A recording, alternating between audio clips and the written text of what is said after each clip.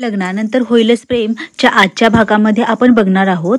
रम्या फरशी पुसत असते. तिच्यावर काव्या चांगली बारीक नजर ठेवून असते. ती थोडा वेळ शांत उभा राहते. तेवढ्यात काव्या तिकडून येते आणि म्हणते, अगं रम्या, तू का शांत उभा राहिली आहेस? तुला सांगितलं ना भरभर कामं कर म्हणून.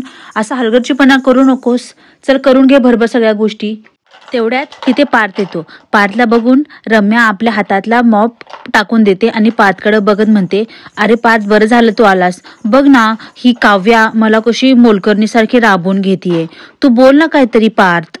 त्यावर पार्थ तिला काहीही बोलत नाही, फक्त काव्याकडे आणि रम्याकडे बघत राहतो.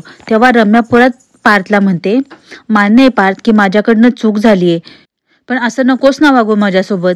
एक काम कर, तू इथे बैस, मी तुझ्यासाठी ना तुझी आवडती माझ्या हातची सिनेमन कॉफी घेऊन येते.